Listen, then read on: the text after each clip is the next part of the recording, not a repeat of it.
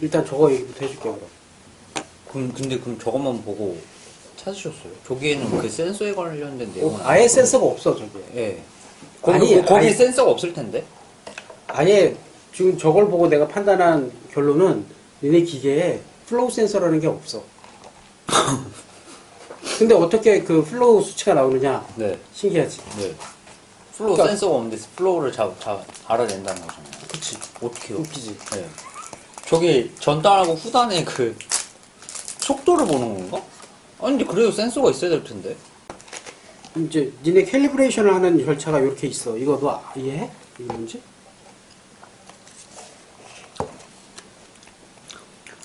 아 이거요? 응. 아 저는 이걸 이해를 안 하죠. 왜? 3, 4, 5 보드를 시계 방향으로 돌려라. 그리고 끝내죠. 그러니까 이게 돌린다라는 게 무슨 의미인지. 그러니까 돌려서 가변정을 조절하는 이 가변장을 조절하면 뭐가 달라지는 거야? 전력값이 달라지겠죠. 무슨 전류가? 모터 전력값이 달라지는 거 아니에요? 그치? 예. 모터 전류 값이 달라져. 그 얘기는 뭐야? 모터의 속도가 이걸로 조절할 수 있다는 거죠. 그치? 예. 플로우 캘리브레이션을 하는데 모터의 전류 값을 조절을 하래. 예. 그 말은 네. 플로우 값 자체가 모터에 의해서 결정이 된다는 뜻이야. 아. 센서가 있는 게 아니라. 네, 그러면 결론은 그 모터의 전류값으로 이 플로우 값을 계산하는. 이 상식적으로 플로우 센서라는 게 있어야 이게 가능한 건데 센서를 교환한 적은 없잖아. 네, 맞아요. 그러니까 아예 센서라는 게 존재하지 않는 시스템이고 네. 이 플로우 모터, 그 모터가 RPM이 얼마가 돌고 있는지를 가지고 이 플로우 값을 계산해서 거기에 표시를 해주는 그런 시스템으로 만들었다는 뜻이야, 그건. 그러니까 원래 그걸 확인하려면 회로도가 있어야 되는데 이게 그게 없으니까 내가 확인을 못했지만 요 캘리브레이션 절차를 보고 내가 유치를 해낸 거야. 그렇게 만들었구나. 그래서 지금 네가 필터가 그런 현상이 나타나는 게 플로우 모터 전에 필터가 있는데 필터가 막혔어. 네. 그럼 여기 유로가 비어있잖아. 네. 비어있으면 이 모터가 어떻게 돼? 더 빨리 돌지. 네. 그럼 플로우 값이 올라가는 거야. 네. 응. 네. 막혔는데 플로우 값이 올라가. 그런 네. 현상이 벌어지는 거지. 이해돼? 빨리 빨리 돌- 들으니까 그러니까 모터를 빨리 돌리니까요. 빨리 돌리는 게 아니라 모터가 이 없으니까. 안에 네. 액체가 있어야 저항 때문에 적당 속도를 도는데 네. 없거든 지금 필터가 네. 막혀서 네. 비어있으니까 얘가 더 빨리 도는 거지. 네. 그러니까 플로우 값이 올라가는 거란 얘기야. 근데 다시 얘를 뚫어주니까 내려와서 물이 들어오니까 정적 속도로 돌아가는 거고 다시 내려가는 거죠, RPM이. RPM 내려가니까 플로우 값도 내려가고. 아, 그러니까 필터를 바꿔주니까 그 물이 이렇게 들어오니까 그게 저항이 생기는. 저항이 생기니까 더 천천히 돌지. 근데 센서를 썼다면 필터가 막히면 플로우가 안 나와, 거꾸로. 센서가 아니라 모터로 했기 때문에 이런 현상이 벌어지고 정반대 현상이 벌어진다 이거 아니야, 말이야. 그럼 센서 얘기 한 번 더 해주시면 안 돼요? 어?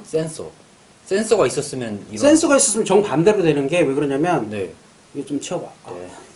센서가 있었으면 네. 그 센서 보통 그 유량 센서 같은 경우는 물레방아처럼 생겼어. 네네네. 그러면 이제 관이 이렇게 있고 거기에 물레방아 같은 게 이렇게 들어있단 말이야. 네네. 그러면 이 관 안에 뭐 연료가 됐든 뭐 막 같이 혈액이 됐든 뭐 액체가 흘러가면서 흘러가는 정도만큼 얘가 돌아가. 네. 근데 많이 흘러갈수록 이게 빨리 돌지. 네. 그게 플로우 센서의 일반적인 센서가 그래. 그러면 이게 마치 그 자동차의 RPM 계기나 아니면 뭐 속도계나 비슷한 이 원리로 작동하는 거야. 그래서 네. 유량계를 여기다 집어넣어 놓으면 계속 흘러가면서 이렇게 뺑뺑뺑 더 빨리 돌겠지? 네. 빨리 돌면 RPM이 올라가고 거기에 이게 발전기야. 소형 발전기. 네. 이게 이제 트랜스미터가 되는 건데 이 시그널을 그대로 그 디스플레이에 해주는 거야. 그러면 빨리 돌수록 전류값이 올라가니까 거기에 더 높은 플로우 값으로 표시가 되는 거지. 즉 많이 흘러가야 많이 올라가는 걸로 되는데 그러니까 아까 같이 그런 경우 네가 필터가 막혀 못 올라가면 원래 플로우가 떨어지지 거기서는.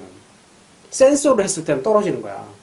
아, 근데 센서 없이. 얘는 모터로 도니까 모터로 모터 안에 전류값이 들어가는데 전류의 양은 똑같아도 저항이 주니까 RPM이 더 높아지고 그런 현상이 벌어지는 거지.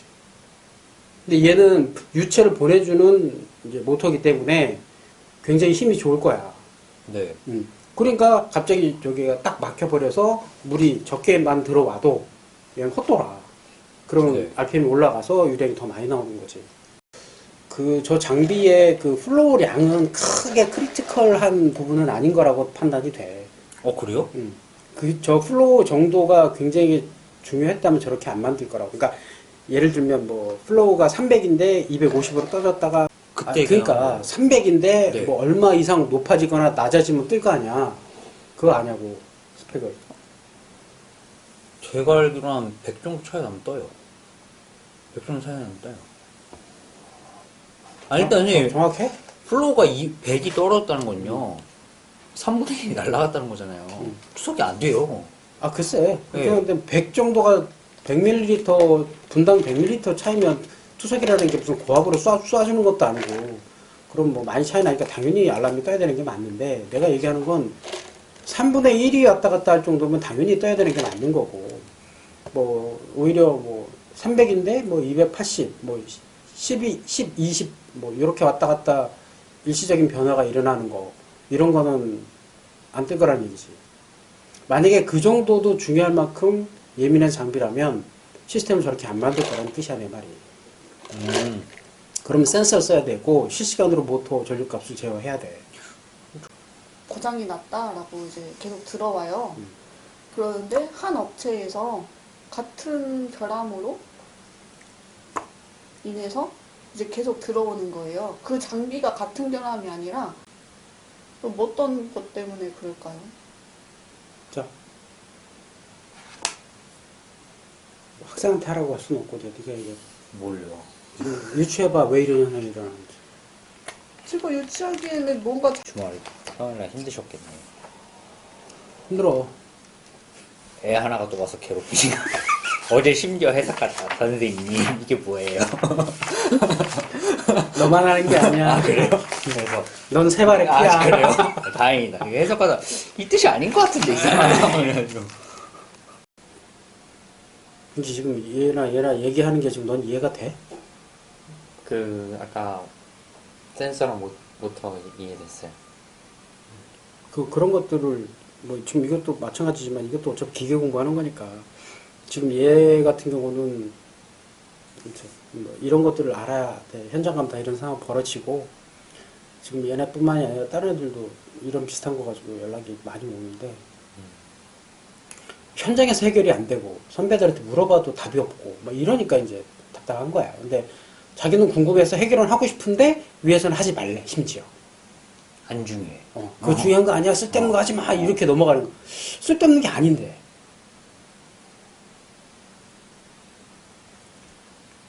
조금 더 확인은 좀 해봐야 되겠지만 일반적인 케이스로 볼 때 그 회사에 전력 시스템에 문제가 있는 경우가 많아.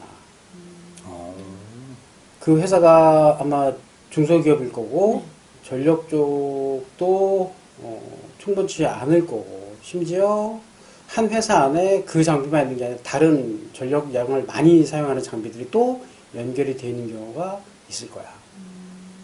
그래서 이내 장비는 이제 어찌 보면 정밀 장비에 들어가는 거고 거기에는 일정한 양의 전류가 지속적으로 계속 전압이나 전류량이 크게 변하지 않는 그런 제어 시스템이 좀 필요한데 삼성이나 LG 같이 대기업 같은 경우는 그게 충분할 거라고 전력이 충분해서 그런 현상이 안 일어날 텐데 지금 그 회사는 그게 문제가 있을 거야. 그래서 최초로 입력되는 전원에 문제가 생겨서 그런 현상이 반복되는 거라고 난 유추가 돼.